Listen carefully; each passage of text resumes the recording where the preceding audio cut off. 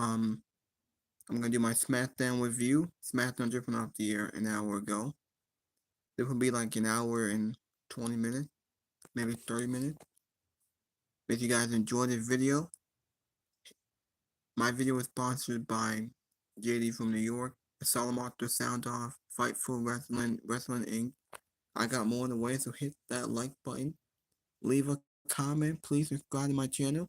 Thank you for watching. Thank you for all the support. This is Jacob Cast 2024. Enjoy my video. We will talk about what happened on SmackDown tonight. SmackDown was a very good show. There were a lot of teases and a lot of foreshadowing of some big matches. There's some storylines that are being set up, probably for Clash in the Castle. Clash in the Castle is like 2 weeks away. It's on June 15th. Um, I think they said next. Yeah, I think they said next Sunday is NXT Battleground in Las Vegas.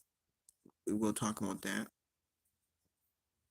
We do have some news and rumors, and we do have the whole Vince allegation. We will talk about that in this video.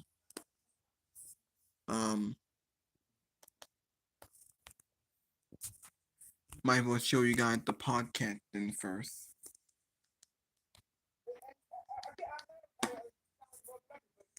That was Roman Reigns.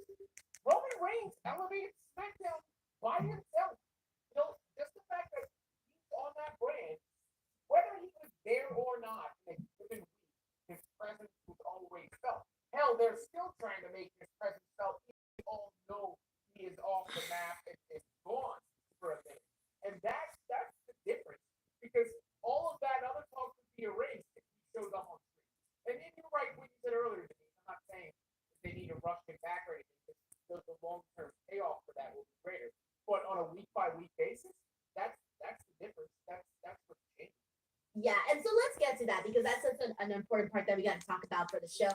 And it's the bloodline segment. And so we kind of got quite a bit here, but basically the whole gist of this is that Paul Heyman is wanting to convince Kevin Owens to stop calling out Solo Sikoa because he fears that they are going to hurt Kevin Owens.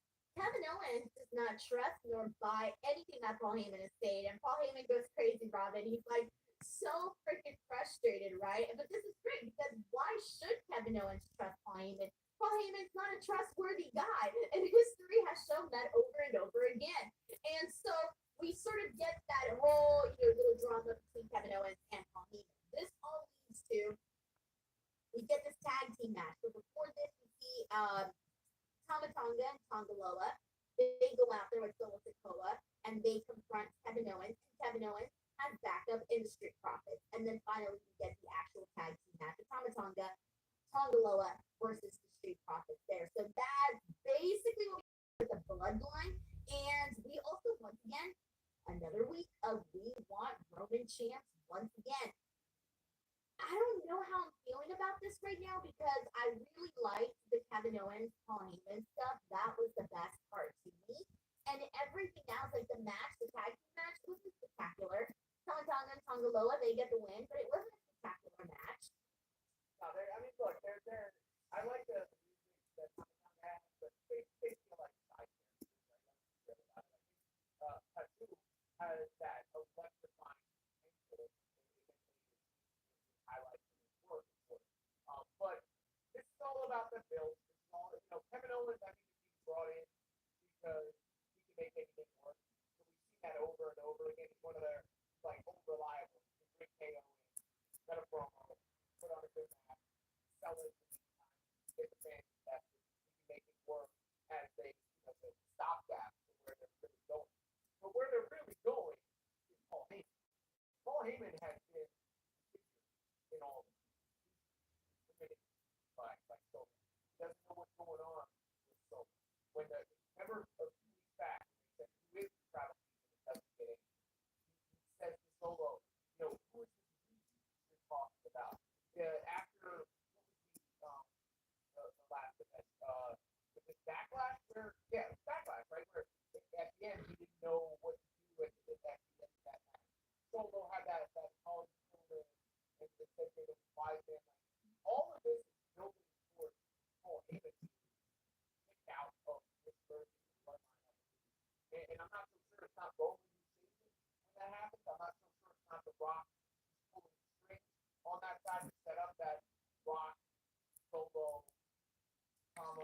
Nakamura title would have been but it's forgettable champion. Why? Nakamura title would have been forgettable again. It's like why? And why more difficult often plus you have played.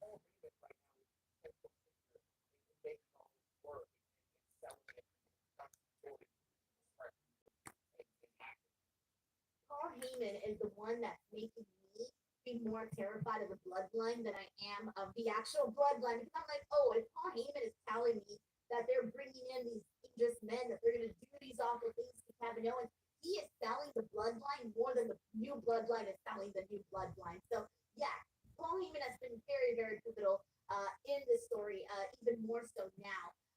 All right, so that was the bloodline portion that we got. I want to go ahead and talk about another thing that we had on the show today, and it was Andrade versus Apollo Crews. It wasn't necessarily this match itself that was the thing to talk about. The thing to talk about is that Garza looks like he was trying to recruit Andrade to join him and Santos Escobar. And instead, it looks like Andrade did not give two shits about wanting to do any of that. And so he just walks right past them, completely disrespecting them. And Santos Escobar is pissed. He's pissed at Andrade and he's pissed at Angel Garza.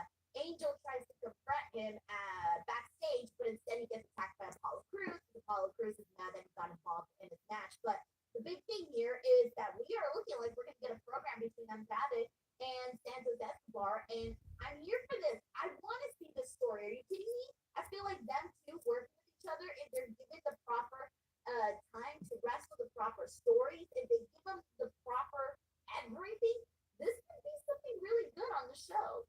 Yeah, I mean, I think this character has really worked well for Santos Escobar, but he hasn't had much to sink his teeth in a little while. You know, post Ray and all that. Famous girl getting her also put a little bit of a theme on that. Yeah, for sure. And Andrade, okay, he came back to WWE. So what? You know, like now he has a purpose, and I feel like he's caught on. It's a good fit for both guys at this point where they're at, and it's secretly working. We got nothing but wrestling here who sends in a super chat. Thank you so much. He says, which championship do you each think is most likely to change hands at SummerSlam this year, if any? I'm gonna say the World Heavyweight Championship for sure. And I'm a little bit torn on Bailey's title. I think that's a possibility too. It depends on how Liv's reign is going by the time we get there. And yeah, maybe that's. I'm trying to think of anything to do. Yes, there you go. Yes. Luther's beating Damian Priest for the World Heavyweight title with SummerSlam, and Nia Jax beating Bayley for her championship. Love it. All right. Thank you so much to Nothing But Wrestling for that. All right. So let's go ahead and get into the last and final thing that we got to talk about in regards to SmackDown. And that is really the Tommaso Ciampa versus Austin Theory match. But the thing to talk about this is the big takeaway was that Austin Theory lost due to a distraction. He was distracting himself with Grayson Waller because Grayson Waller was telling commentary that he was essentially the reason that Austin Theory was having any sort of rise on the show. And so now it looks like there's that little rift there between Grayson and Theory. Do you think it's too soon, or do you think it was the time to do this now? You know, it feels about right. I think about and Grayson Waller was correct. I mean, I think I got more into Austin Theory. Grayson Waller feels like a better Austin Theory to me, but Austin Theory is the way he's adding more to his repertoire all the time. So I think because of their time together, and the way that they play that right there, I think it's about right. Like, where else were they going in their current? You know, they got the titles, they've done it all. It feels like the right move for both. I think so too, but you're right though. Like I do think that Grayson Waller has sort of been the new Austin Theory, right? Like they're so similar in their personalities that I'm looking at this and I'm like, wow, is now really the time to do this, or should they keep it going and try to get Austin Theory a little bit more popular? Because I feel like Grayson Waller on his own, he can get some popularity. Versus Austin Theory, there's that struggle. And so I'm like not really too sure.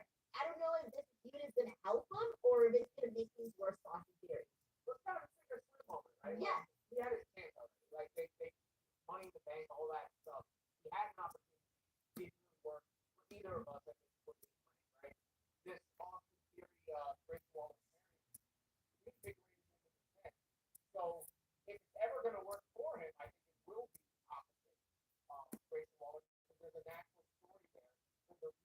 that care about the really side of things. It always helps when there's some truth involved, and I think there is some truth to what Grayson Waller said. So this is where we're going to see where Austin Theory has gotten from when we said it wasn't really working to now when it was kind of working with Grayson Waller, and we'll find out a lot about Austin Theory's future. Yes, and whoever comes out the strongest from this feud, I think needs to be LA Knight's first challenger when he becomes after he becomes US champion. Yeah, I feel like that would be like a fun story to tell. and they're perfect characters. Yeah. By the way, LA Knight and Rhodes with Carmelo Hayes. Oh my God, Robin, I felt so bad during that segment. I was like, no, Carmelo, no. So basically, in this backstage segment, you guys kind of need to see this. Find the clip on Twitter; it's out there. It was just so unfortunate. Carmelo Hayes comes up and he confronts LA Knight, right? And he mentions something of like he wants to say, "Why would Logan Paul want to wrestle you?" Something like that. But instead, he says, "Why would LA Knight want to wrestle you?" I'm just thinking to myself, no, why? Why'd you mess up the names? So he basically just messed up the names, guys, and it got it back, basically telling them that, like, get the names right. Like I just felt disappointment. Yeah, no, I that's the worst thing to feel, right? Like, it wasn't a good look for Carmelo. One, yeah, well, it happened, but Mason Ford was trash. You know, like right after. So, and didn't do many things. No, it didn't, and it happens. I know it happens, but damn, I just felt so bad for Carmelo. I was like, why is this happening? But there you go. That was an unfortunate moment, but he'll bounce back. Not that big of a deal. We'll forget about it by next week. So that's good. But did we cover everything? We did. That was pretty much everything that we got. Did I talk about Naomi and Bailey? Oh, the QR codes. Yes. So my friend sent me a link from the QR code stuff, and I saw that it's like this circle with all of these links that you click on, and what is it, reciprocal something?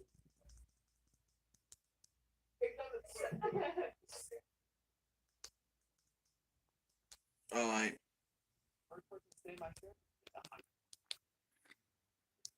Nobody damn commercials. I don't want to say that because that's inaccurate. But the creative around it was similar kind of to this. I think this has a bit of a different purpose, but to your point, you get this tag man. It is maybe.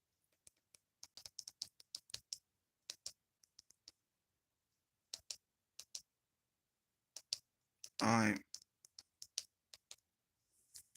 All of you guys. So thank you very much. I will be back tomorrow for AEW Collision. If you guys enjoyed this show, Robin and I are here each and every single Friday chatting Smackdown. Robin, what do you got going on? I've been on. All right. Are you? All right. Now let me just show you.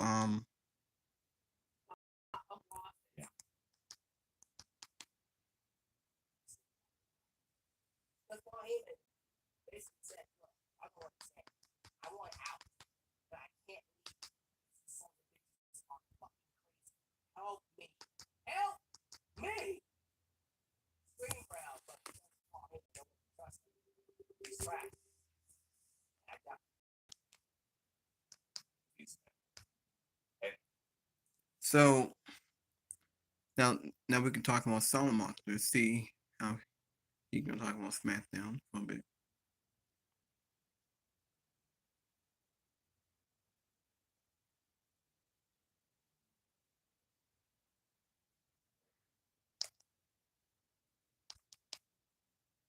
Powder blue suit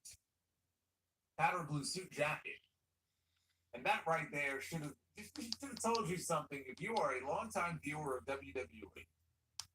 And really, it's not even that long ago that it happened. Of course, harking back to a very famous angle on Monday Night Raw many years ago. AJ had that look in his eye, like he was going to go out there tonight, and he was going to announce to the world. He was going to announce to the world that this was it. this was going to be the end of AJ Styles. He's come to the end of the road. Of course, you and I both know better. You know who doesn't know better? Cody Rhodes. That's who. And a funny thing happened. Sting retired early this year at Revolution. He had his final match, and Sting got to ride off into the sunset. The one thing about Sting, I love Sting. Sting's a cool guy, and big baby face, one of the greats of all time, right? The franchise for so many years in WCW. But the one big knock on Sting is that he was gullible. Is that Sting was very stupid. Because time and time again, Sting allowed himself to fall into the trap that was set by Ric Flair and the Four Horsemen. And he would let his guard down, and then at the exact moment that you knew it was coming, the only person who didn't know it was coming was Sting, and they would lower the boom. And now that Sting has retired, he has passed the baton to Cody Rhodes, the title of most gullible babyface in all of professional wrestling. Because it might not have been the salmon suit, but you know what? AJ Styles came out tonight in his powder blue, his baby blue jacket. He can speak. Look at this. I'm like Carmelo Hayes. We'll get to him. But he came out there in front of the world to give his retirement speech, but he wanted to call out Cody Rhodes first, and he did. And of course, he lowered the boom on the WWE champion. A vicious attack by AJ Styles to close out, while a very predictable closing angle on SmackDown, a very enjoyable one. I'm not going to sit here and tell you that it was better or as good as the Mark Henry angle from 2013 when Mark Henry laid out John Cena and told us all that he's got a lot left in the tank. You can't replicate the original, but you know what? It was still an enjoyable segment, even though it was very predictable. And it makes Cody Rhodes look like a damn fool. But now, at least we know who Cody's challenger is going to be at Clash at the Castle or Money in the Bank. But I just can't imagine they leave Cody off that Scotland show. Maybe both. Maybe we're going to get not one, but two more matches between AJ Styles and Cody Rhodes. I think that's too much. Hell, put the title on AJ in Scotland. You know what? If I didn't think that Drew McIntyre had a very good chance already of winning the World Heavyweight title on that show, and really, I mean, it's his country, and all people are going to be caring about on that show anyway is Drew McIntyre. But if I didn't think there was already a good chance of that happening, I wouldn't even necessarily mind giving AJ the title for one pay-per-view cycle or 1 month and then putting it back on Cody. AJ Styles should hold the WWE title at least one more time before he's ready to hang it up. But I don't see that happening. But this was a show that was carried by the in-ring segments. There were two of them. Well, there was more than one, but the only two worth a damn were the closing segment, which I thought was very well done, predictable as it was very well done. And there was also an in-ring segment on this show involving Paul Heyman and Kevin Owens that I thought was excellent. Both men really deserve a lot of kudos for that. I was going to put over Paul Heyman, but I thought Kevin Owens did a fine job too. And so those really were the segments that carried the show tonight. Paul Heyman is doing everything in his power to try to convince this man. Please, for the love of God, back down. These men are dangerous. I can't control them. These men, these thugs, he called them, which is a very interesting word to use, and I'll tell you why. But it's a combination of him being afraid and trying to tell Kevin Owens, look, you don't know what you're in for, and I'm trying to protect you. But at the same time, it's almost like, blink if you're okay. It's a call for help from Paul Heyman, who has no control over these men. He has no control over Solo Sikoa and Tama Tonga and Tonga Loa. He fears for his life. He doesn't have his tribal chief anymore. He doesn't know what to do. He's stuck. Tonight he was out there. I mean, he was flipping out. He looked like he was about to have a heart attack in the middle of the ring. He looks unhealthy. But Paul Heyman putting in another performance that honestly is carrying these segments. He's doing as good of a job as he possibly can because Solo Sikoa, he ain't going to do it on his own. Solo Sikoa is not good enough to be carrying these segments on his own. So Paul Heyman now, it's left all to him to go out there and to keep this thing going until Roman Reigns, whenever that may be, is ready to make his return to television. That probably will not be for at least a couple more months. At least. And he's used to doing this because how many times did we see Paul Heyman when he was managing Brock Lesnar? Brock Lesnar would go away, and Paul Heyman would have to spend the next 5 or 6 months on TV talking about a man who wasn't even there. So it's not like he's not used to doing this sort of thing. He was doing it for the majority of Roman Reigns' run as champion.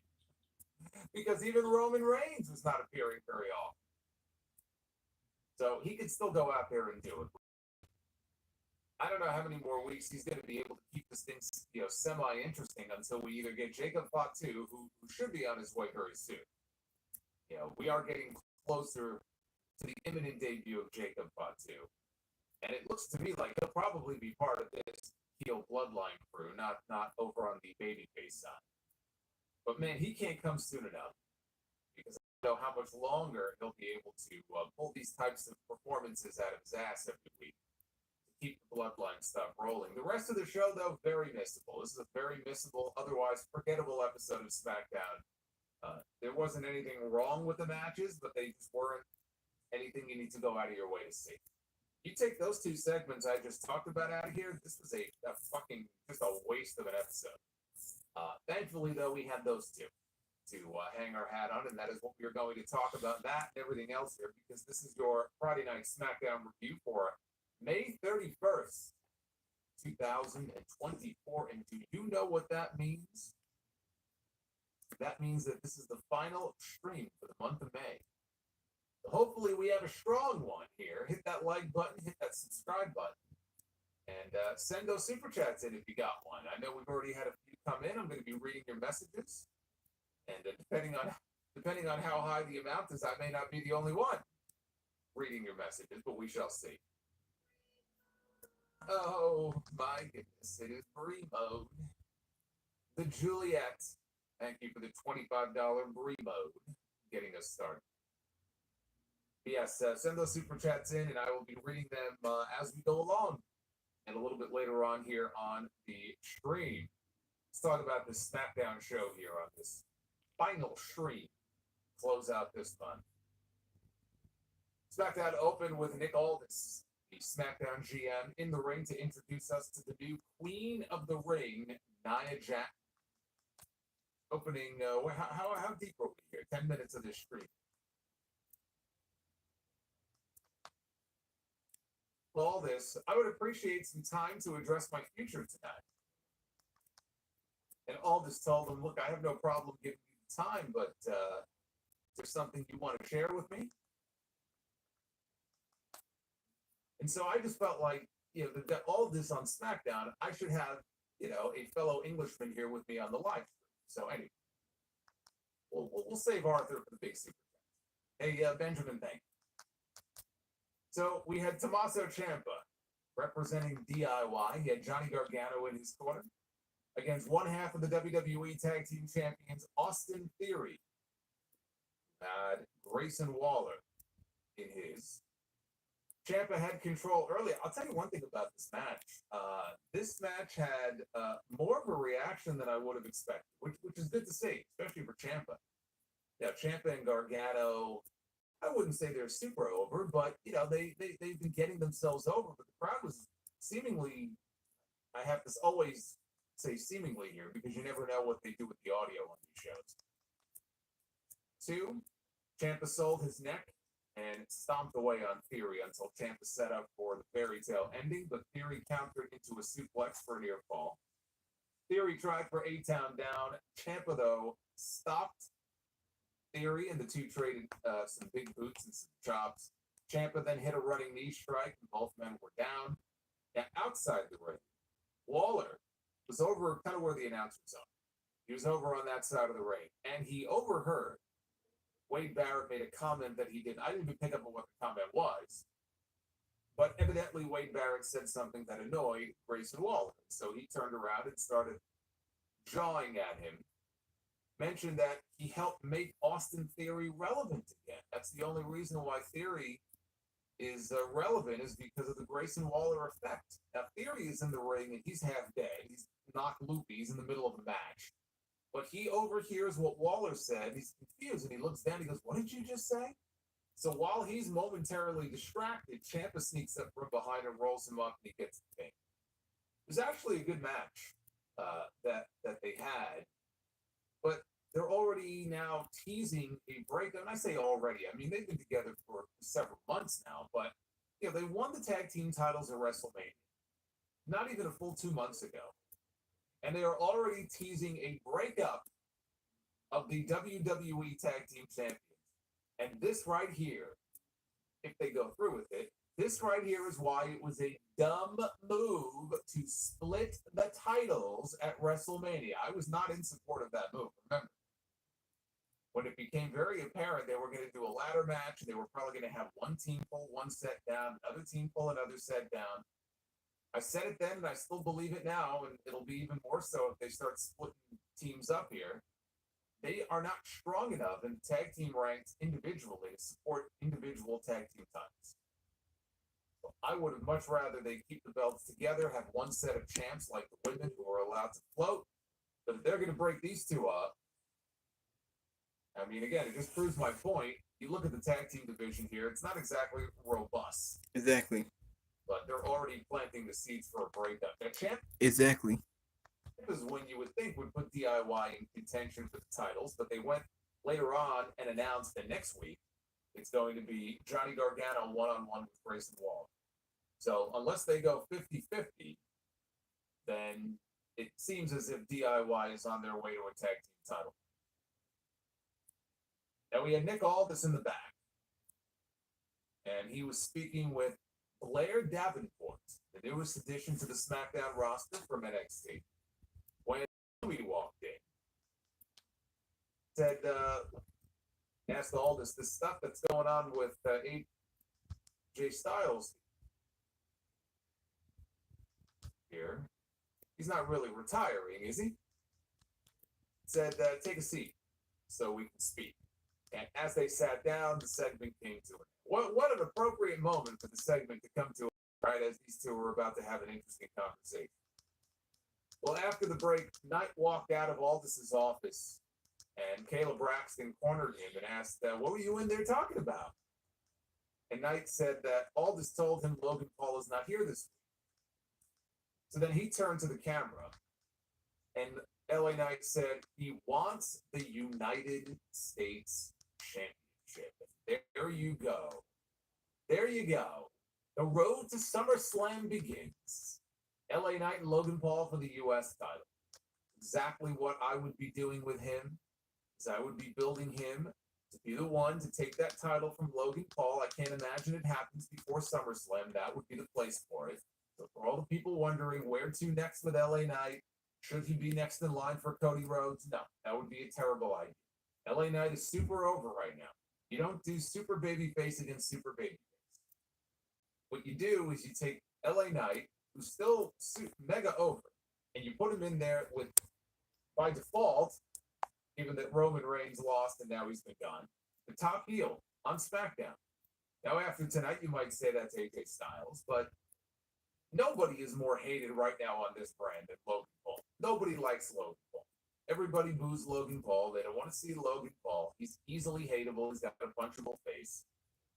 So you have LA Knight chase after the U.S. title. That way he can win gold. It's not going to be the world title, but he can win gold. And be the one to finally shut this guy up and put him down. It is perfect role for him right now on SmackDown. So the road to SummerSlam begins. But he was interrupted. He was interrupted by Carmelo Hayes. He said, Knight is always doing all this talking, but he's never really saying anything. Get your names right. So Mello said, if you want to talk, you're the guy. You want to... But we haven't seen him in weeks. We had Andrade against the man who's been missing for a hell of a lot longer.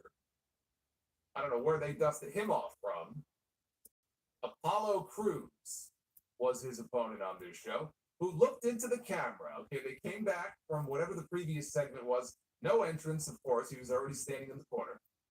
And the camera focuses on Apollo Crews, and Apollo is all excited here. Of course, it's his first SmackDown match in God knows how long. He's just excited to be on TV. Yeah, because he's been in catering. He's been like a jobber. He's not being used. He may be used here. Now, Apollo Crews is a babyface. Andrade, it looks like he is a babyface. I think he should be a face, and Santos can be the heel, and they're going to be feuding, which I don't mind. That is a good feud. I'm looking forward to those matches. Santos needs something new. Can even feud with Rey Mysterio on the LWO, since they did move on. We'll see what Santos is gonna do. And he looks into the Whatever. camera and he says, back on SmackDown, it's time to get that W. And he really believed it too. I didn't realize that the word loss is spelled with a W. Tried to recruit him into Legado, and he got turned down. Andrade said, "Thank you, but no thank you." So now here comes Angel.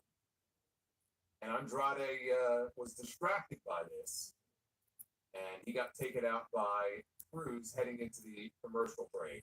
So after a break, Andrade hit a high crossbody block to the top rope. Both guys were down momentarily. Back to their feet, Cruz and Andrade, they traded blows until Andrade got in a flying forearm. Andrade hit charging double knees into the corner for a 2 count. Cruz came back with a German suplex, and he lifted Andrade and he dropped him before hitting a standing moonsault for a 2 count. Angel got up on the apron at that point, and Cruz ran at him. That strap for Andrade to follow up with a spinning back elbow and his twisting neck breaker for the win. And after the match, Santos Escobar walked out with the rest of Legado. So Humberto was there, and Electra Lopez was there, and Escobar and Angel was there. And Escobar had a big smile on his face because he must have been told by Angel that it's in the bag. This man is going to join with us, which did not work. Now we have Legado del Fantasma trying to recruit him into their group, and he's turned them down. You know, with his start and stop booking so far, I'm not so sure that he shouldn't join these guys. I think he would be better off if he did. Maybe that's part of the reason why it's been so start and stop, hot and cold with him so far. Maybe he should just say yes and join one of these groups. At least they get TV time. Now, as far as Apollo Crews is concerned, let me say something about this. Apollo Crews is very talented. He looks great. He's super athletic. Came into the company with a big reputation from the indie scene, right? Uha Nation. A lot of people were very excited to see what he could do when he came into NXT. And he is a former Intercontinental champion. He actually had an Intercontinental title match at a WrestleMania one year. I think it was WrestleMania 37. Yeah, Apollo Crews was on NXT. He was called up way too soon. He was in Titus Catering. He was actually pretty good. He did win the U.S. title. He had that decent feud with Bobby Lashley in the Hurt Business in 2020 during the pandemic. In 2021, he turned heel. He had a great feud with Big E going into WrestleMania 37. He had a pretty decent title reign. He had Commander Aziz. And then after that, she hit the fan. He went back to NXT. Then they broke up, him and Commander Aziz, Dabba-Kato. I'm pretty sure. I think Dabba-Kato got released. Yeah, I think got released. And Apollo Crews was on NXT for a while. Then he came back to main roster. He hadn't done just shit. He been having matches here and there, but he's not being used that much. Hopefully now he'll be used. Maybe he'll team up with Andrade and take on Legado. So at least nobody can ever take that away from him. And then who was the guy they put him with? I already forgot. Sergeant Pepper. Who was the guy they put in this corner? Captain, the big guy. Babatunde. What were they calling him? Oh. Commander Aziz. Holy shit, I already forgot. Chief something. Help me out here. I already forgot the guy's name. What a great push they got. Anyway, that was the biggest push that he got during that period, and they've done nothing with him since. And it's odd to me that we're hearing so many stories about people's contracts coming, All right, we're hearing about Chad Gable's contract is up next week, and Ricochet's contract is up this summer, and all these people.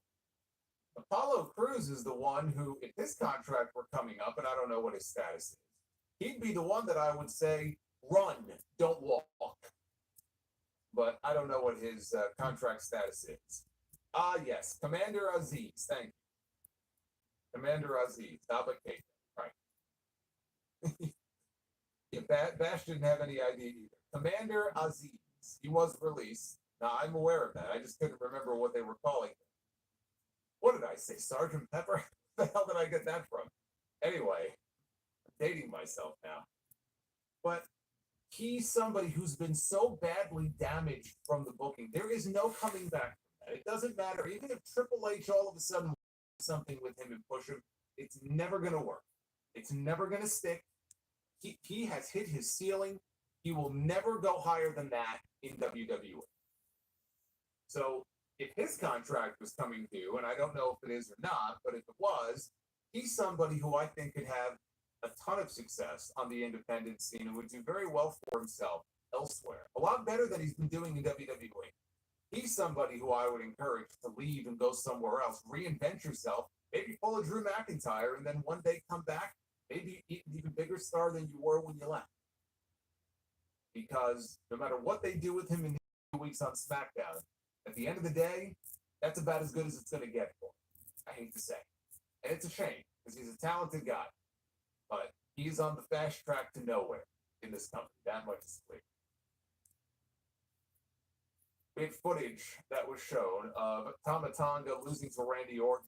It was last week in the King of the Ring. Backstage, Solo Sikoa was giving a pep talk to Tama Tonga and Tonga Loa when Paul Heyman approached. He said he's been doing a lot of thinking about how he can better serve Solo while he's in charge. He said when Roman Reigns was around, there was a lot of violence in the bloodline, but it was to protect the bloodline. It was to protect the family. It had a purpose. But all he sees from Solo is recruiting men who perpetrate random acts of violence without any...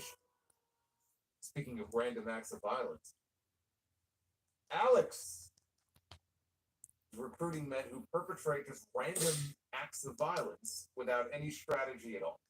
Heyman said they need a strategy to put Cody Rhodes in check for when Roman Reigns returns. And Solo insisted that we have Cody Rhodes in check, and he doesn't even know it. And Heyman said, who's this we that you're talking about? And before Solo could give him an answer, Kevin Owens' music played out in the arena. That interrupted.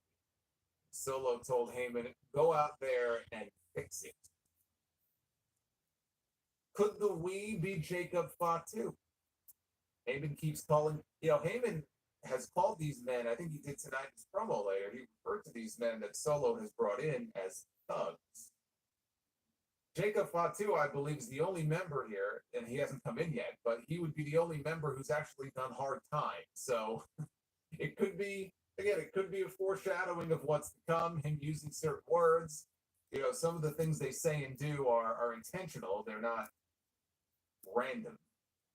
So, again, is he referring to Jacob Fatu, or is the we The Rock, who we're not going to see for a while? But we've had little references to the real, the tribal chief and stuff. Now he's talking about we, but he's talking about Cody Rhodes. And we know that The Rock, the last time we saw him, made it very clear to Cody that when I come back, whatever that is, whether you're the champion or not, I'm coming after you. He's already said that he has made Cody his target. And if they are going to do a bloodline civil war, possibly, we have Roman Reigns on one side of that war, and we could have The Rock pulling the strings on the other. It would make sense. So that's really the only question here. Is he referring to Rock, or is he referring to Jacob Fatu? And that will depend on which side of the aisle Fatu debuts on. Is he with them, or is he against them? We don't know yet. It feels to me like he's going to be with them. But until we actually see him on TV, we don't. But Kevin Owens was out to the ring. He said last week he flew all the way to Saudi Arabia to make sure that he had Randy Orton's back. And what a friend he is. You know, I mean, that's a long flight. I've seen people say it's like 30. I don't know if it's 30 hours or 15 hours or what it is, but I'm sure it's a long flight that I would not want to be on. This man got on a long ass flight to Saudi. Didn't even have a match. He just went there to save Randy Orton. That's a friend. That's a real friend, right? Even I wouldn't do that. I would just say, fuck it, let him rot. I'll have his back when he comes back to the States. You're not getting me on that plane. So Owen said that over the last few years, Randy has had his back. And Owen said that Orton didn't really lose the King of the Ring final because his shoulder was up off the mat.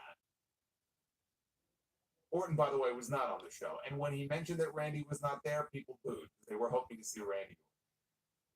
But Triple H did say when he announced that Randy would get another shot at Gunther, he did say that Randy, he's gonna take a minute or two before he's feeling better.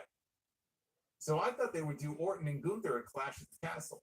Now it really just depends on when Orton comes back. We're going to get the match. It's just a matter of do they do it at Clash or do they do it at Money in the Bank? I would imagine that they would want Gunther on Clash at the Castle. Doesn't have to be against Randy Orton, though. But we still have a few weeks. It's always possible that Orton could pop back up on TV next week. But as Owens was talking, Paul Heyman emerged. He did his ladies and gentlemen, and he came out. And Heyman said that he was out there to talk to Owens because he feels like there's a mutual interest that he could serve. Oh. Oh boy. Benjamin Espinosa has set the all-time record. Now that should be four, I believe. 4 reloads in one night. Benjamin is on just a tear so far here on this stream, which I am grateful for. Benjamin is showing up and showing out. Thank you very much. I appreciate it. He's getting his sweet Saudi paycheck, Kevin Owens. Yeah, I didn't think about that. Maybe he wanted that sweet Saudi money. How much do you get paid for showing up and not wrestling a match? I wonder. So Heyman got in the ring, and the crowd chanted, "We want Roman." And Heyman said, "I don't think there is a person alive who wants Roman Reigns back." Hey, how's it going? Hello, how's it going? Watching the Salamander. After I show you guys Salamander, I will show y'all the other podcaster, JD from New York. Heyman said that Roman has great respect for Kevin Owens, and anything that they went through together was because Roman viewed Owens as a threat to his title. Heyman said that Solo Sikoa has no respect for Kevin Owens, and Solo has been recruiting bloodthirsty thugs. Keyword, thugs, looking for an excuse to take Owens out. Heyman told Owens that if he keeps calling out Solo's name, those guys are going to do something really bad about it. And he asked Owens, he begged him to back off the blood. Owens asked Heyman, "Are you really trying to help me?" He asked Heyman, "How did you think that I could ever trust you?" And he said that he wasn't falling for it. He said he believed Heyman was still pulling all the strings. Owens asked Heyman if Heyman wants to make sure that everyone fears Solo and his men. Is this why you're saying these things and acting this way? Owens said the bloodline gave him everything they had, and he is still standing despite it all. Owens said that it was Jimmy and Jay, Roman, guys that he respects. Owens said that Solo and his men are not the bloodline. It's just Solo and a bunch of guys nobody wants there. He promised to keep fighting them and rid them from WWE. Owens said he didn't want, nor did he need Paul Heyman's help. So now Heyman has realized that this man he's not listening. Heyman looked terrible in this segment, by the way. It's the makeup that they did on him. I mean, he looked almost jaundiced here in this segment.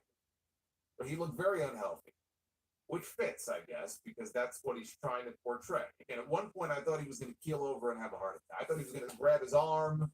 I thought that's where the segment was going, maybe. He's under so much stress, he's going to just fucking keel over. But Heyman said, okay. Says, maybe I'm not trying to help. Maybe I'm trying to save you. And he said, look, I've met your kids. You've met my kids. Okay, we've met each other's kids. and he mocked the idea that I'm not allowed to redeem myself. Everybody can have a redemption arc. You can redeem yourself, right? How many times has Owens gone back and forth, babyface to heel? But I'm not allowed to redeem myself, he said. He said, oh, let's not listen to the Hall of Fame wise man. And he sounded like he was cracking under the pressure. And then he screamed, why won't anybody listen to me? And as he's screaming this, he accidentally struck Owens in the arm with his microphone. And the fans in the crowd proceeded to chant, you fucked up, which resulted in Fox just muting all of the audio for about 10 seconds straight, 10 to 12 seconds. Couldn't hear anything. Owens stepped toward Heyman at that point like he was about to attack him when we heard the Bloodlines music. Out comes Solo, Sikoa, Tama Tonga, and Tonga Loa. Owens is in the ring. He's squaring up. He's ready to go. Now, I'm thinking, oh, are we going to see Jacob Fatu? Is this the night that we see Jacob Fatu?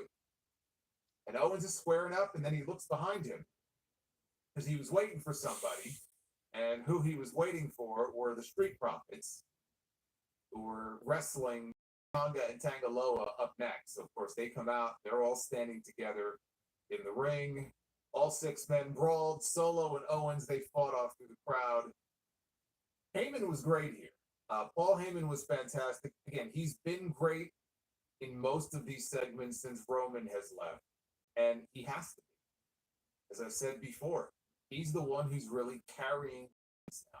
When we had the OG bloodline, that's really where Jey Uso came into his own as a personality. Before, he was just one half of the Usos. You know, it was Jimmy and Jay. He didn't have his own identity. When his brother tore his ACL in the ladder match at the Warehouse WrestleMania, the COVID Mania, Jimmy got hurt, and it was a devastating injury. And I remember at that time, thinking, well, it sucks for Jay, because when these things happen, what usually happens to the tag team partner, right? They may not even get used on TV. What the hell are they going to do with Jey Uso?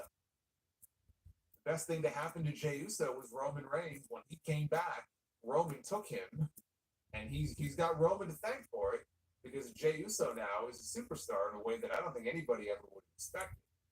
But Jey Uso could carry these segments, right? Each member of the bloodline developed into a great character, whether it was Jimmy, Jay, Sami Zayn, Roman himself, Heyman. Solo didn't say anything, but even just him standing there, right? They all had their own personality that they developed, and they could carry those talking segments, those backstage segments. Solo Sikoa, he can't do that. He can't. Or at least he hasn't shown an aptitude for it so far. Not in the role they have him playing. When it's him and Tama, and we haven't heard Tama grunt, since that first time, the Tama Tonga grunt. Yeah, whatever the hell that was. Thankfully, that was a 1 week thing. So you're not going to get these guys to show up on TV and carry a talking segment back. Heyman has to be the one to do it. There is no Jay, there is no Jimmy, there's nobody else who can carry the slack while Roman is gone. How much longer can he do this, and can they keep this interesting? That's also where I think Jacob Fatu, if he's going to join this heel side of things here, will be invaluable. Unless they bring him in as the Samoan Savage and he doesn't speak, which I think would be a waste. He can carry himself. He can carry himself like a leader. The role that Solo is in right now is the role that Jacob Fatu realistically should have. I don't know if he's going to be in a role like that, and maybe eventually he'll end up in a leadership position. I don't know. But there's only so much that Heyman can do. But I think he's done a tremendous job here of trying to make these guys out to be dangerous. These dangerous, uncontrollable thugs, like he said. The way he goes out there and sells it, it's perfect. These guys have done nothing. Realistically, these three men have done nothing to make themselves out to be feared in that way. Heyman is the one who puts it over the top, which just illustrates the importance of a wrestling manager. And I know Heyman doesn't like calling himself a manager. Heyman has said that he doesn't like calling himself a manager because he can't be the best of all time. The best of all time is Bobby Heenan. So if he can't be the great by Vince McMahon, it was just this old concept, and they didn't believe in it anymore. He'd have valets. Not like there were no managers. there was no real focus on them. Paul Heyman is the one in the last 10 to 15 years who brought back into focus just how important the wrestling manager can be. And he shows that every single time when Roman Reigns is coming back. I would imagine it would be either at SummerSlam or in the lead up to SummerSlam, but I don't know. Nobody knows. Nobody knows when Roman Reigns is coming back. But if Solo and his men eventually put their hands on Paul Heyman, and I have to assume that they are building to them putting their hands on Heyman. Whether they follow through with the attack or not, I don't know how they're going to work it. But I can envision in my head a segment on TV where they either beat up Heyman or they're about to beat up Heyman. And when Roman Reigns' music hits, that pop is going to be deafening. He comes to the aid of his wise man. That is going to be a moment. I really hope they save it as a surprise. I don't know if they will. I'm sure they're going to want to promote the fact that, hey, Roman Reigns is coming back. He'll be back on SmackDown next week and try to pop a big number. But part of me really hopes they save it as a surprise, and that's how they set it up. Heyman is cornered. Heyman is fucked. He's done. And then you hear the boom. And Roman's music hits, and that place is going to go nuts. And then 28 minutes later, when Roman hits the ring, we'll find out where he stands. That's going to be a moment. We got the Bremo. That's right. Hit a pair of sliding clotheslines on Montez Ford. Ford got the hot tag to Dawkins before long, and Dawkins hit his series of splashes and clotheslines, hit an enziguri for a 2 count. Tonga Loa tagged in. He landed a stiff clothesline and a Saito suplex before throwing Dawkins out to the floor, where Tama toyed with him. She asked Michin about AJ Styles potentially retiring. Jay kept walking. Then he bumped into Cody Rhodes, who shook his hand. And Styles then leaned in and whispered something into Cody's ear that we could not hear. Not the first time that somebody had whispered something into Cody's ear here this year on this show. And finally, after leaving Cody and walking towards Gorilla, AJ bumped into his old buddies, his old running buddies, Gallows and Anderson. He thanked them for the job, and that's what you're going to do. These fans don't give a damn. If these people care about his family life. So he summoned Anderson and Gallows over to the middle of the ring, and he said, this is still the house that AJ Styles built. And he called him out here to hand him the keys. Cody looked like he was about to cry.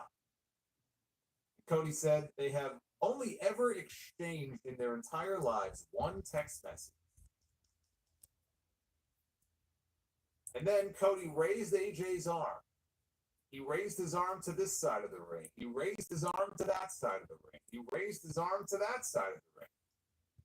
And as he's raising AJ's arm, sure enough, AJ Styles clotheslines the fuck out of Cody Rhodes. And he lays a vicious beatdown on this. The crowd, of course, the crowd is reacting in the way that you would hope they would. They're shocked, they're screaming, people are screaming. I'm sure that one guy in the crowd who shouted Mark Henry is just shaking his head going, this guy will never learn. So he throws Cody out of the ring. He removes the top part of the ring steps, throws him aside. All right, so now we just have the flat part of the ring steps. All while Gallows and Anderson, they briefly cut to the aisleway because you're thinking, where is the cavalry to come out and try to separate these men? Anderson and Gallows were in on it. It was all a ruse. It was all set up. They're in the aisleway holding back Nick Aldis and all the referees who were trying to come out to save the day. So Cody, he bounces Cody's head off the ring post, and he's standing on top of the ring steps with Cody, and he sets him up for a Styles splash. Now, for a moment, I think that he was going to give him a Styles splash on the steps, Now he was standing right on the edge of the steps. So as I'm looking at this, I'm thinking, wait a minute, this is a terrible idea because think about it. Like if he hits him with a style splash, it'll be Cody's head, and his head and neck will go like that on the edge of the steps. That would be curtains for Cody. You can't do that. So no, he didn't give him the splash on face first on top of the steps. He dove off the steps, and he gave him a style splash on the floor, and that is how they closed out the show. So this was a great segment. Was it predictable? Yes. Was it as good or as shocking as the first time they did it with Mark Henry? No. You can't beat the arena. But it was still a very well done it. Despite the fact that you could see it coming. And look, there were fans in the crowd who probably couldn't see it coming. Because maybe they're a newer fan. Maybe they're a younger fan. They have no knowledge of the Mark Henry angle from 2013, 11 years ago. But I feel like if you are old enough, even if you were not a WWE fan back then, and you have no concept of the salmon jacket or any of that stuff, it was still a predictable. I mean, it was, they built it up throughout the entire show. And you had to know that's how it was going to end. Of course, Cody Rhodes, being the dumb baby face that he is, he fell for it. But it was all to set up a rematch, presumably for Clash at the Castle between these two. Because I can't imagine Cody will not be on that show. You could get 2 matches out of it. Now that they put some real heat on this, they could get a match at Clash. And you know what? Even better. Here we are wondering, how are they going to bridge the gap between now and SummerSlam? If the goal is to do Cody and Randy Orton, or if it's to do Cody and Rock, there's some big match in mind for Cody Rhodes, and I can't imagine who else it would be if not one of those two. Well, what do you do with him before we get there? You got 2 pay-per-views between now and then. You've got Clash and you've got Money in the Bank. What are they going to do with Cody Rhodes? Well, here's the thing. In Scotland, Cody is not going on last. People aren't going to care about Cody so much as they're going to care about the World Heavyweight title. So you can do Cody and AJ. I mean, hell, you could open the show with them if you want to. You could do Cody and AJ on the undercard and not have a clean finish. You can have a draw. You can have a no contest. You can have some kind of finish that necessitates one more match. I would not beat AJ in Scotland and run it back for a third and beat him 3 straight at Money in the Bank. That's just stupid. So I actually think it would make more sense to do a finish like that in Scotland. Maybe a disputed finish. Something that necessitates one last match with a stick at Money in the Bank. You blow the feud off there. You get 3 matches out of the program. Now next up is SummerSlam and whatever that big match is going to be for Cody Rhodes. That's what I would do. And as great of a match as they had in France, if they want to do 2 more, sign me up. I don't mind. They had a great match. I'd love to see them run it back 2 more times. AJ's probably not winning anything, but at least in Scotland, they can do the finish in such a way where he doesn't get beat and you get 1 more match out. I think that may be where we're headed. So that closing angle I thought was great. I thought Paul Heyman and Kevin Owens segment was also very good. The rest of this show, very missable. If you didn't see SmackDown, you don't have to watch anything else. You really don't. There's really nothing else on this show that you need to go out of your way to see. It was really carried by those 2 segments. This was not the best episode of SmackDown or the most exciting episode. It felt like there was something missing. You know, Randy Orton for one, but felt off. Yeah, but again, now we look forward to Clash at the Castle. I'm sure they'll make those matches official next week. Even the women's title match is not official, but now we can see what direction they're going in.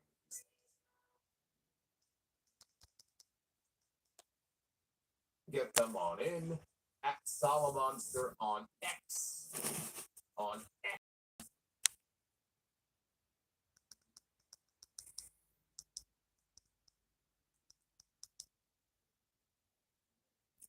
A full weekend. Well, that looks different. But I'll go back to that later. Retirement of AJ Styles is upon us. This was the best thing on the show. I loved everything about this. AJ walks out. Now, since he's on the ending, might as well just skip ahead to some of this.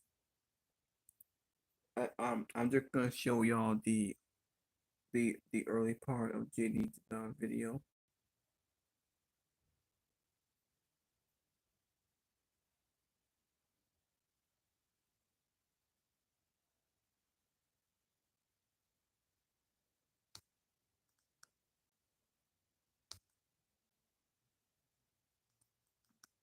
Wait, what?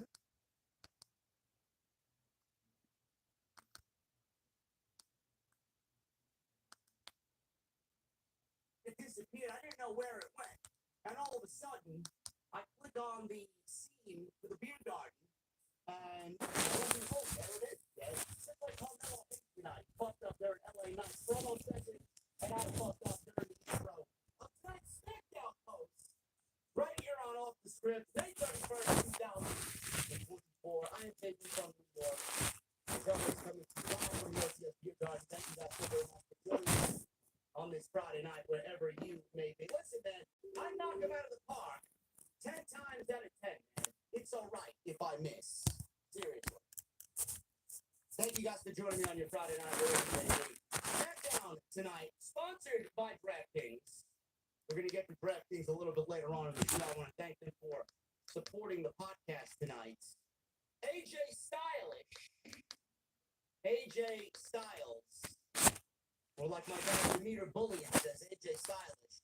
AJ Styles, fake retired tonight on SmackDown and basically pulled a Mark Henry from 2013 when Mark Henry did the same thing against John Cena to prove a point that he still had it in him and that he was not ready to hang up the boots just yet. A lot of people were wondering what Cody Rhodes was going to do going into Clash at the Castle. You're not going to have Clash at the Castle. You're not going to have your first pay-per-view in Glasgow, Scotland.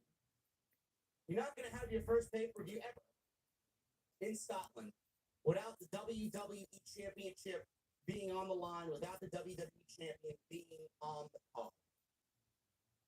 WWE, no matter how you are going to look at it, because I already see people whispering and murmuring, oh, it's the same shit.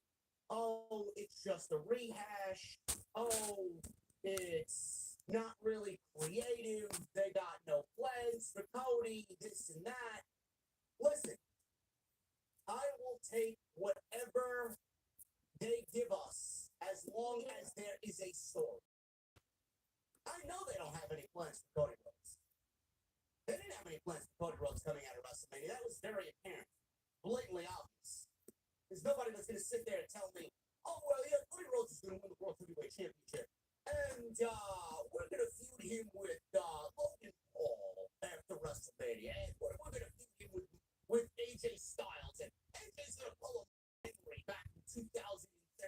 Yeah, that's where we're going to go with Cody Rhodes. Now, they didn't come up with that in the grand scheme of planning out Cody Rhodes' title run. They didn't do that. This is a week-by-week, week-by-2-week basis here. They're coming up with shit, hoping that it sticks. This is not a plan. This is WWE basically doing what they can until Roman Reigns gets back to television. And The Rock.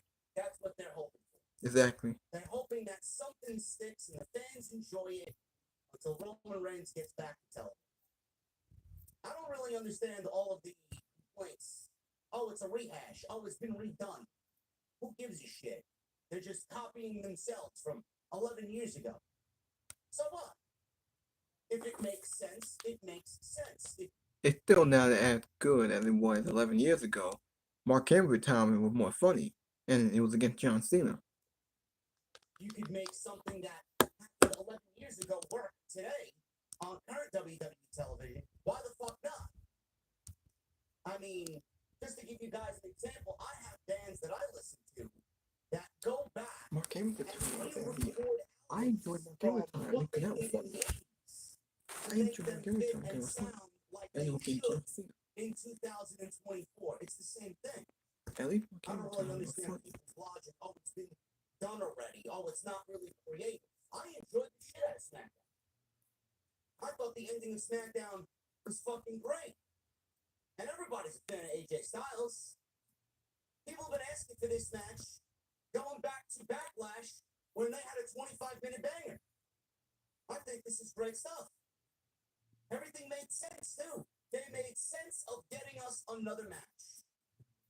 So if you come out of WrestleMania and you go and look at Cody Rhodes and what he's done, yeah, obviously the title match with AJ Styles didn't really have any story. It didn't. It just made it. It was the best thing at the moment. There was nobody else that could wrestle Cody Rhodes because everybody else was going to be preoccupied with something else. They didn't really have anybody at the moment to challenge Cody Rhodes on SmackDown. He was the best candidate for that. Then we go on to the King of the Ring, Cody and Logan Paul. Obviously, WWE was going to do that. That has Saudi written all over it. Again, there's no story there, but I understood why WWE did it. It ended up being a great match. Not better than the AJ match, Backlash, but it ended up being a great match. And the reason why that match happened is not only because of Saudi, but WWE had tied everybody else up who they wanted to, top contenders, in the King of the Ring tournament on SmackDown. So I understood why they did that. So I was hoping coming out of King of the Ring that we wouldn't get another one-off opponent where WWE is just randomly blowing through these challenges for Cody Rhodes. By the end of the year, there's not going to really be anybody else left because he's going to be blowing through all these guys. So I'm happy to know and I'm happy to see that WWE is at least moving forward with one of the two challengers that have already challenged Cody Rhodes, and this time are making a story out of it. That Mark Henry segment with John Cena is an all-time classic. WWE, with that segment alone, made memories for years. People still talk about that shit today. I mean, that shit has an anniversary. Every time that specific date shows up, this date back in 2013, Mark Henry wore the signature pink suit, the salmon jacket, and retired on John Cena. But before he could say goodbye to everybody, gave John Cena his strongest slam. I thought that was great. I mean, that fucking pink jacket's in the Hall of Fame. Exactly. I thought what they did was great. Yeah. And they made it their own for AJ Styles here. It makes sense. Exactly. It all makes sense. Exactly. AJ couldn't get the job done in May at Backlash. He failed.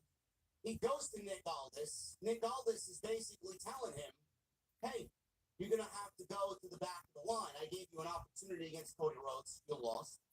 I gave you a shot at the King of the Ring. You lost.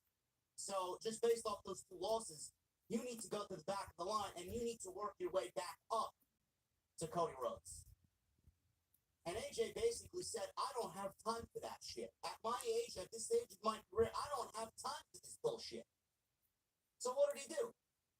He basically played Nick Aldis like a fucking fiddle. He went out there and retired. Everybody thought he was going to retire. Me, him, the Good Brothers, Cody Rhodes, LA Knight. All saying goodbye. LA Knight tonight. Respect. If tonight is what I think it is, and what everybody is saying is respect to you. They had a blood feud going into WrestleMania. AJ goes out there, retires, and I said it. I telegraphed it right down to when it happened exactly. I'm looking. Cody's raising this guy's hand in the air. He retires. He's going home. AJ wants to hand Cody the keys to SmackDown because this is his brand, the house that AJ built. And as soon as he turned around, I knew. I said, clothesline. Clothesline coming any minute now. That's exactly what happened. AJ Styles clotheslines Cody Rhodes, and he savagely beats him down at the end of SmackDown. Basically, Nick Aldis is going to be forced to give him a match against Cody Rhodes because Cody Rhodes will have It's No Other Way. I don't know what comes out of that when it happens at Clash of the Castle, but we can talk about that later on when we get to the actual segment and set everything up. I thought the ending of SmackDown was fantastic. Yes, it was a callback. Yes, it was done before once before in 2013 with Mark Henry and John Cena. But I love the fact that they took what's been happening with AJ, brought him to this point, brought him to the point of retirement, and then played Cody Rhodes like a fucking fool. I thought it was a great ending to SmackDown. Paul Heyman, another cry for help. Basically, this time, a more blatant call for help, or a cry for help from Paul Heyman, where he adamantly admitted that I want Roman Reigns more or back more than any of you people can really imagine, is what he said in front of a live audience and in front of Kevin Owens. Solo Sikoa and the Gorillas of Destiny, Tama Tonga, Tonga Loa, they wrestled the Street Profits tonight. Solo Sikoa is getting them ready for whatever is coming next. And Paul Heyman basically said, there is no strategy to the attacks here on everybody on Friday night. When we used to do things with Roman as the Triumph, there was a strategy. He used to come and consult with me before we carried out these attacks. He used to consult with the wise man. Solo Sikoa has not done that, and he's basically brought in these criminals, he said, for the bloodline. And there is no rhyme or reason why they're doing it. It's nothing but sheer chaos. And Solo said something along the lines of, we have everything under control.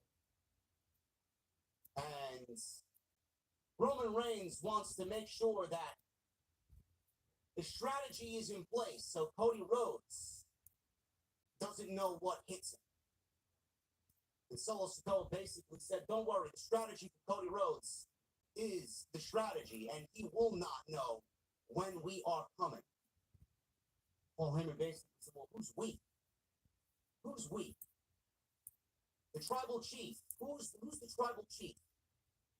We don't know where this is leading, and we don't know what Solo Sikoa meant by what he said tonight to Paul Heyman.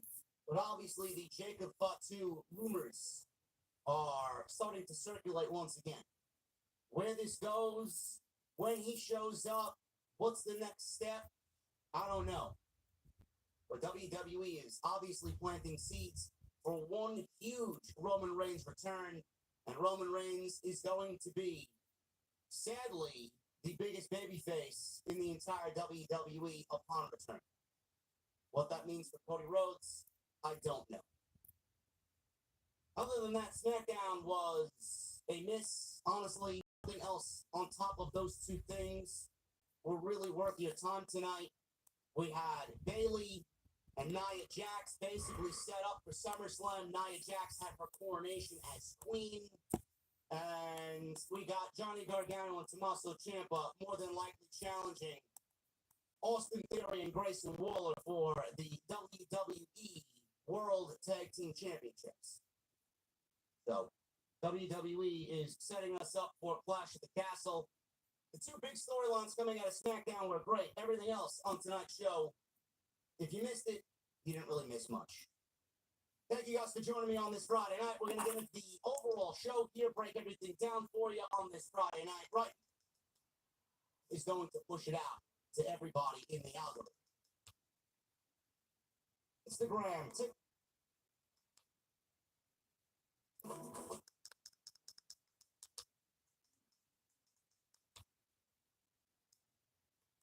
Wait. Oh.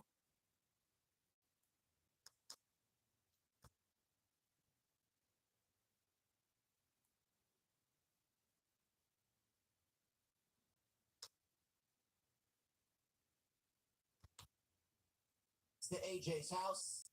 He will take care of SmackDown. Back. Boom. Clothesline down to Cody Rhodes. AJ jumps on top of Cody, starts punching away at him, puts the boots to him, takes off his jacket, throws him to the outside, starts attacking him on the outside. Styles then takes the steel steps apart, and he goes up top of the steel steps, the bottom portion of the steel steps, and sets up for the Styles Clash and delivers off the steps a Styles Clash to Cody Rhodes. The Good Brothers are on the outside, deterring the referees from getting to AJ. Nick Aldis there screaming his head off. What are you doing? What are you doing? And the show goes off the air with AJ Styles, an absolute prick who played Cody like a fool tonight. He didn't want to wait in the back of the line. He didn't want to work his way up from the back toward the front anymore. He says he's too old for this shit. So what is he going to do? He faked retirement to get one over on Cody, solidify his heel run, and get another match with Cody, because at this point, Cody's going to have no choice but to take AJ and teach AJ Styles a fucking lesson in Glasgow, Scotland, at Clash of the Castle. This was a throwback to Mark Henry, the pink salmon jacket, and the attack on John Cena in 2013. AJ wore his own signature baby blue jacket because it's SmackDown, and he did his own Mark Henry tonight on Cody Rhodes, just like Mark Henry did on John Cena back in 2013. I thought this was great. We go from not having a plan for Cody coming out of WrestleMania, a makeshift match, random match with AJ, because we needed a main event for Backlash, and there was legitimately nobody else there. He beats AJ. We go to Saudi Arabia, and Logan Paul was beloved in Saudi Arabia. We get a great match out of Logan Paul and Cody Rhodes. But what was going to happen with Cody going into Scotland? We can't leave the WWE title and its champion off the show. What does WWE do? They go back and they take whatever has happened with AJ, loss to Cody, loss to Randy Orton, his future uncertain, he's retired.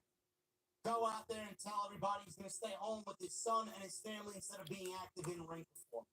He attacks Cody Rhodes because that's exactly what AJ does. He played Cody like a fool. They took whatever happened with AJ over the last several weeks and have made it into a storyline where this second match with Cody makes sense. They gave it a reason. They gave it meaning. They gave it a story going into Clash of the Castle. You cannot ask for anything better than that. In the interim, was it the plan all along for Cody Rhodes coming into WrestleMania? Hey, we're going to deal with AJ, we're going to do the Mark Henry spot with John Cena. We'll do it in June before the Clash of the Castle show. No. WWE is obviously piecing this puzzle together as we go on. That is blatantly obvious. There is no plan for Cody Rhodes. But as long as they make sense of his matches and give his matches some meaning, that's all I want. Until Roman gets back, until Rock gets back, until the bloodline shifts from second inning to the fucking fifth inning. I'm okay with that, as long as his stories are playing out on television and he's not putting random matches. I thought this was great. And AJ's not winning. We know AJ's not winning. But there's something we have to keep in mind. Is Nick Aldis going to stand for this? Is Nick Aldis going to stand for this? I don't know. Not only did he play Cody Rhodes like a fool, he played Nick Aldis for a fool too. Nick Aldis is a GM that doesn't take bullshit from anybody. Adam Pearce is dealing with the same bullshit from Braun Breaker. We got two superstars who are defying the law. Are we going to see Braun Breaker traded for AJ Styles? We all know AJ's not winning. This may be a loser leaves town. This may be a loser leaves town match at Clash of the Castle. I wouldn't be surprised if we see a loser leaves SmackDown match. We could see Braun Breaker be traded over to SmackDown, and we could see AJ being picked up by Adam Pearce. Just throwing it out there. I thought what they did was great. A callback, yes, a great one. Rehash, you could say that. But if they make it work and they make it their own, for Cody, I'm okay. Thank you guys very much for your support. Now let me go back and show you. Let me go back and show the Paul Heyman segment with Kevin Owens.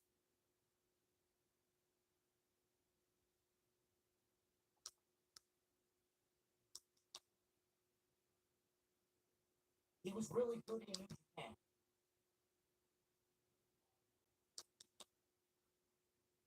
They worked together. They looked pretty good in their debut. I'm not going to say they look fantastic. Tama Tonga's great. I love Tama Tonga's intensity.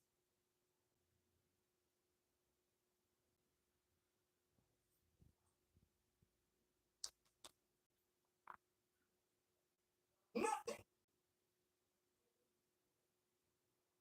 What are we doing with these guys? Santos is too good to be going around in circles with the same fucking storyline. Andrade is too good to be going around the same storylines, working with the same fucking people that Rey Mysterio worked with.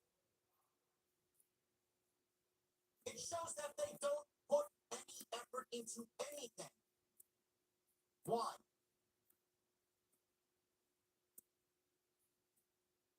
Ridiculous. Give the guy something with substance.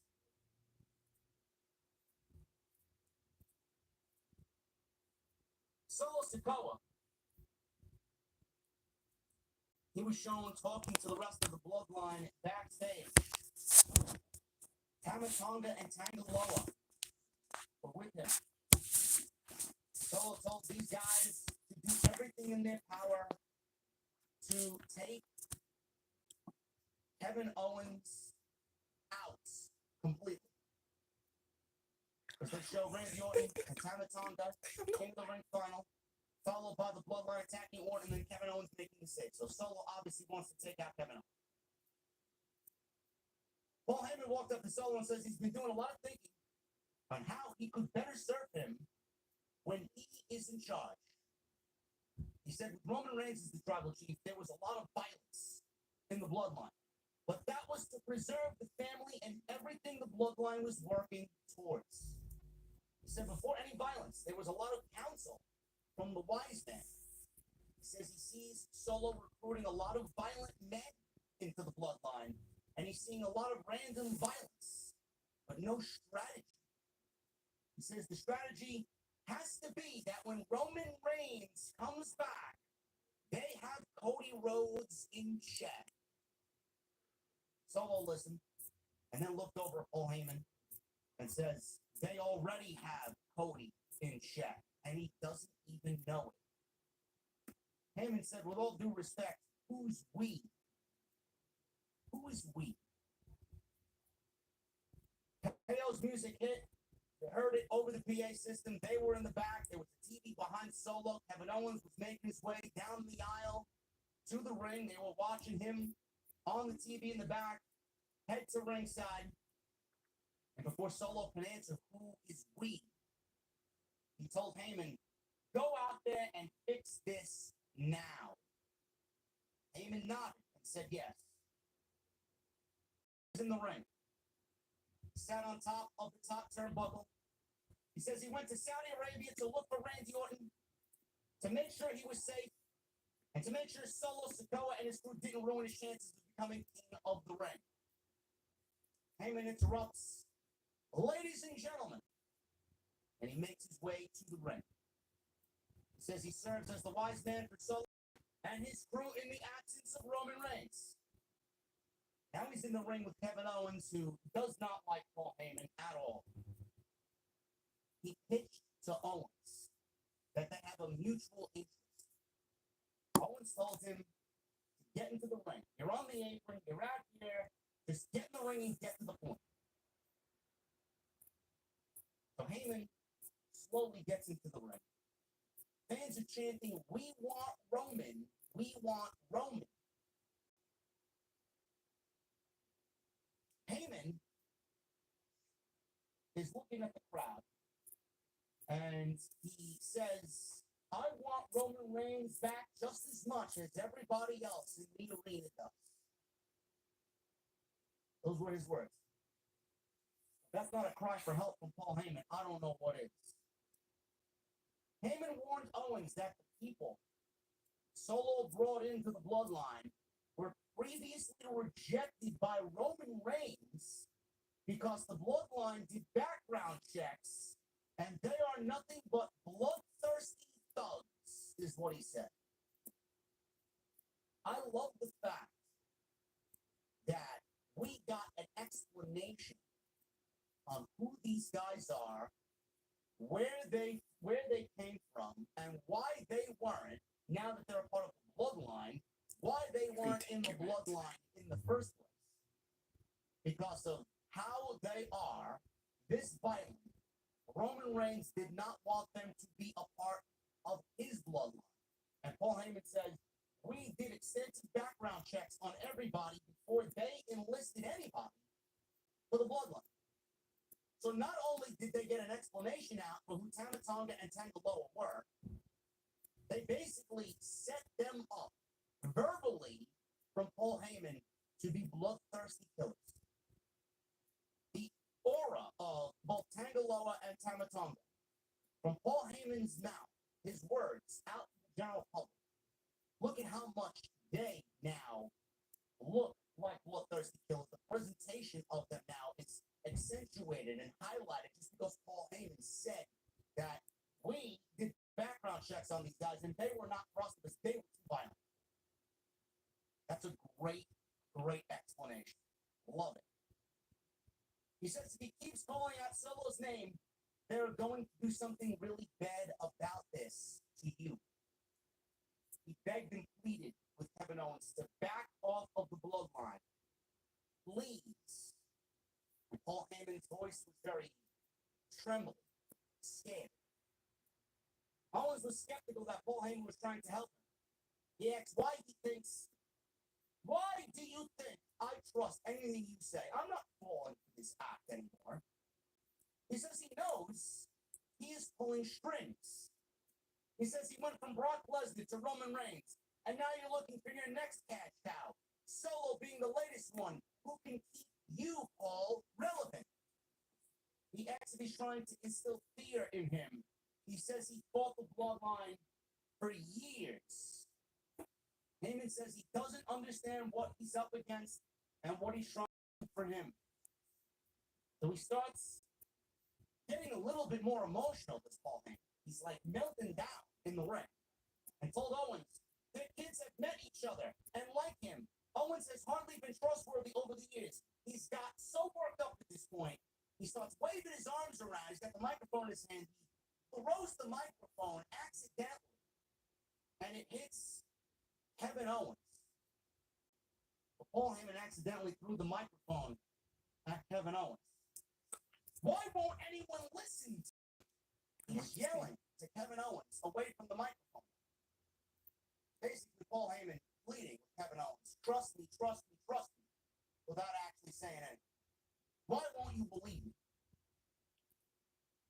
So, in typical Fox 5 here in New York City fashion, we got nothing but muted silence for the next 15 seconds because the crowd starts to chant, you fucked up, you fucked up.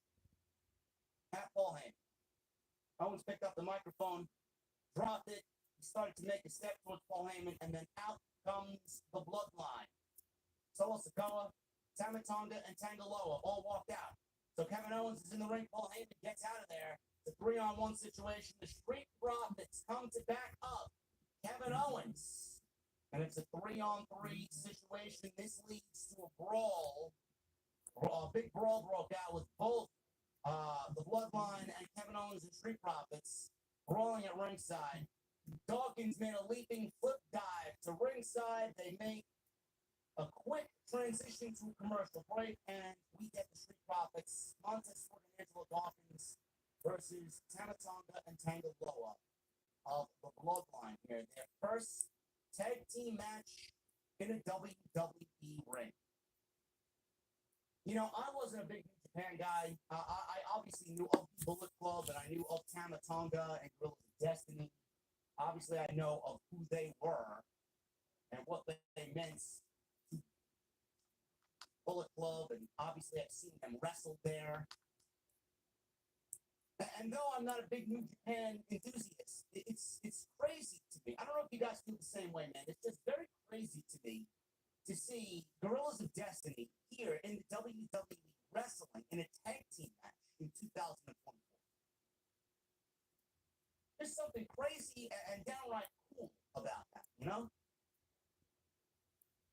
I don't know how you feel if you're a New Japan fan, but that was WWE WWE fans here, it's pretty fucking cool to see this type of representation from New Japan.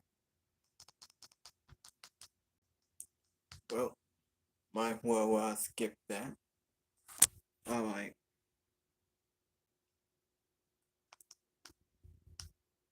Now this is what we got on WWE television. These are the full highlights. That looks different. Full recap. AJ Styles attacked Cody Rhodes. Piper Niven and Chelsea Green beat Bayley and Naomi. So Piper Niven being set up to face Bayley for the title. The Bloodline versus the Street Profits.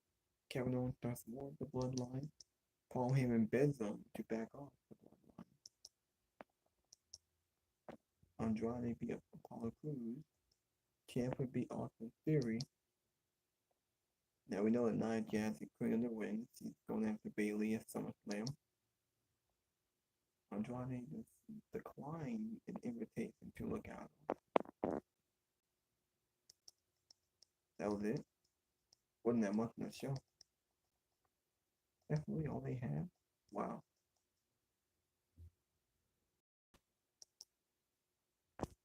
Best Nia Jax matches.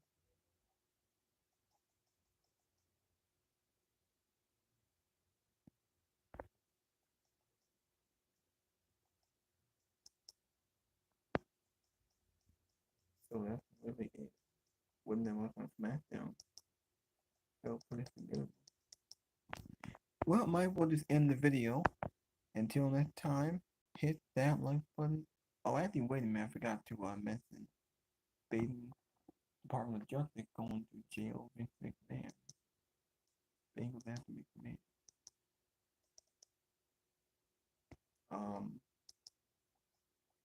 Is Vince headed? Here's the news and rumors. Is Vince headed to jail? Vince going to jail. Janelle Grant lost. Is Vince McMahon headed for jail? That's a possibility, a real possibility, with the latest update on Janelle Grant's lawsuit being paused against Vince McMahon. What the hell is going on with the former WWE boss? I got all the latest right here on Off the Script. And Chad Gable, he is set to become a free agent, no longer possibly with the WWE. My question is why? We'll talk about that as well right here on Off the Script for your Friday, May 31st, 2024. And that's where we will start. Chad Gable is Vince going to jail. Janelle Grant lawsuit paused. The Vince McMahon lawsuit with Janelle Grant had been paused because the United States Department of Justice. What have you found? Vince McMahon and could Vince McMahon jail time. WWE contract is set to expire next weekend, according to Fightful Select and Sean Ross Sapp. I don't know why this is a thing. Gable A has been the best part of Monday Night Raw for several weeks now. He is in a storyline where he's basically coercing and forcing the Alpha Academy to help him win the Intercontinental Championship from Sami Zayn. That's Akira Tozawa, Maxine Dupree, and Otis. He's been involved in the IC title. He turned heel. Probably going to get a match with Sami Zayn at Clash of the Castle from what we see on television. I don't know why this man, who's been the best part of WWE Monday Night Raw for several weeks, is not locked down to a multi-year contract.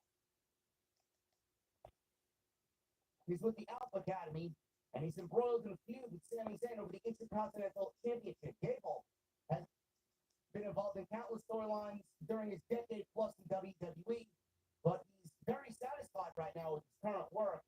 A complete departure of what Vince McMahon had him do. As you guys remember, Vince McMahon in the old administration changed his name from Chad Gable to Shorty G. He told TNT Sports this week, and I quote, I might as well skip that to the Vince allegation. what he needs to jail Grant and we Hold on. WWE. I don't know what's going on here or when they plan to talk to him. The latest report that we heard on Natalia was that she's been offered a new deal, but she has not signed as of yet. We just locked down Drew McIntyre. We just locked down Seth Rollins. We locked down Charlotte. We locked down Bayley. I don't know who else has a contract. Come on into AEW. So I'm going off. Who's in traffic during her time working for WWE. Grant has been a part of the company's legal department and worked closely with McMahon during her time under his company. Now, while Grant's allegations were enough to see Vince McMahon step down from WWE and TKO in January, it will be longer than planned before the two sides face court. Grant, as of this week, has agreed to delay the lawsuit at the request of the United States Department of Justice. Statement from Janelle Grant's legal representative, Ann Callis, reads as follows. Ms. Grant has consented to a request by the U.S. Attorney of the Southern District of New York to stay her case against Mr. McMahon, WWE, and Mr. Laurinaitis to a pending non-public investigation. We will continue to cooperate with all the appropriate next steps. End quote. Now, Callis does not give the reason why the U.S. Department of Justice has made this request, and is still filing this week. The U.S. Attorney's Office for the Southern District of New York presented material to the federal court of a probe they have opened into McMahon. The 78-year-old billionaire's business operations will be under the microscope as part of the probe. McMahon is being represented in proceedings by Kasowitz Benson Torres. Ironically, the firm recently settled a lawsuit against WWE. Berg has stated that Grant was in love with McMahon and that her false allegations are slowly unraveling. I'm not going to make any assumptions about why the U.S. Department of Justice has now told Janelle Grant's team to pause the lawsuit. Whatever Grant and her team were looking for from Vince McMahon was clearly, I felt like it was going to lead to them settling privately and not bring it to court. I do think that she would settle with him, get whatever she wants out of him, and then he'll move on because the rumor was he wants to scrub this and he wants to try and salvage his name and his reputation so that he may go on and do other business ventures. But the U.S. Department of Justice has flown in like Batman and said, hey guys, I'm going to need you to pause this because we got something a little bit more, juicy out there that will land Vince somewhere he probably doesn't want to be. Now, I don't know what it is. I don't want to speculate on what it could possibly be, but being that day, I told him and team, this is not going to happen right now because we got something else going on over here. This could potentially land Vince McMahon in the hottest of waters he has ever stepped foot in. And this may be Vince McMahon looking at some serious jail time. I don't know. But you guys remember that Vince McMahon was issued a warrant or a search warrant to go look through his apartment. What they found, I don't know what they found. And they've been sitting on this shit. Whatever they found in there must be big enough that they told Janelle Grant and her team, hey, put this on pause for a little bit. We'll come back to a later date. We got something that I know you are going to be interested in, and you're going to be very pleased with what we do to him. I don't know. So I'm looking forward to seeing how this all unravels. If Vince lands in some hot water and gets some jail time, I'm going to be one happy camper, man. The karma that is Vince McMahon slowly coming down, and he may be something that we always say Vince keeps out of the tube. He can buy his way out and get off scot-free. I don't think Vince McMahon's money is going to be able to get him out of whatever is coming from the United States Department of Justice. It's going to be very interesting to see what they have on him and what happens to him coming out of this story. Now, a lot of this is kind of bleeding into the Brock Lesnar discussion. Now, with Lesnar and the Janelle Grant lawsuit, he was not really named, but messages reveal that it was more than likely Brock Lesnar going back and forth with Vince McMahon via texts that were revealed to the public from Janelle Brand. So with this being paused, a lot of people are now asking, well, what's happening to Brock Lesnar? Do we see Brock Lesnar return to WWE following the Janelle Brand lawsuit pause? Brock Lesnar not been seen for quite some time. Quite frankly, I don't really give a shit. And that is not going to change until this legal situation is resolved. As these scoops exclusively reported in March, no one is going to get involved in that situation. This is a legal issue, and until the lawyers decide that Brock is to be brought back, there is no movement at all, or a movement on his behalf. In the latest Wrestling Observer newsletter, Paige Meltzer corroborates this with this note, and he says, and I quote, regarding any rumors of Lesnar returning, he is yet to be cleared by WWE legal. Remember, WWE is still defending in the Janelle Brand lawsuit, and that has not happened yet. End quote. The lawsuit claims McMahon shared explicit photos with Brock Lesnar, who responded positively to said texts and photos. In December, McMahon allegedly gave Brand personal cell phone number to the wrestler, and Lesnar apparently then requested a video of her urinating and used derogatory language towards her. A meetup was planned, but did not happen due to travel issues. Because of Lesnar's involvement in this Vince McMahon Janelle Brand case, Lesnar was also removed from the WWE intro package and has been absent from all promotional materials and vignettes since the controversy. His WrestleMania match against Gunther was canceled. That was the original plan for the Intercontinental Championship. As we all know, Gunther lost the title to Sami Zayn at WrestleMania 40. And he's been removed from WWE 2K24 as a playable character, but still exists in the game's code. He's replaced by John Cena on the 40 Years of WrestleMania cover, yet he still remains under WWE contract. I don't care. I'm at a point right now where I don't really care if Brock Lesnar is brought back to TV or not. I've seen enough of Lesnar. I've gotten all that I need from Brock Lesnar. There's not one single person on that roster that I can't see Lesnar in the ring with. I don't care if he ever comes back.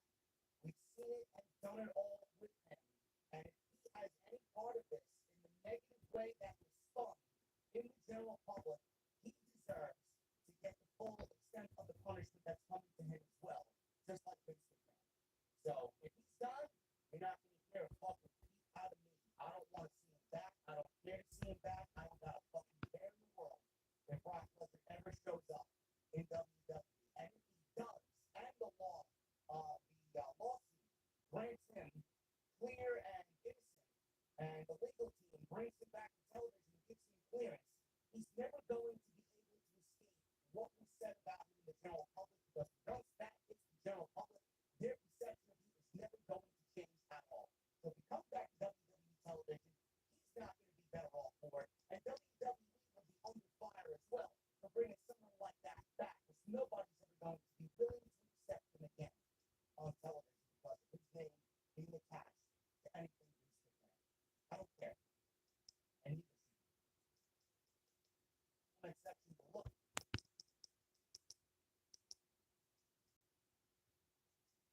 That was in 1996. Oh. Well, might as well just end the video. I'll see y'all later. This is Mr. Black Hammer. I'm sorry, not Black Hammer. This is Jacob Cass 2024. I'll see y'all later.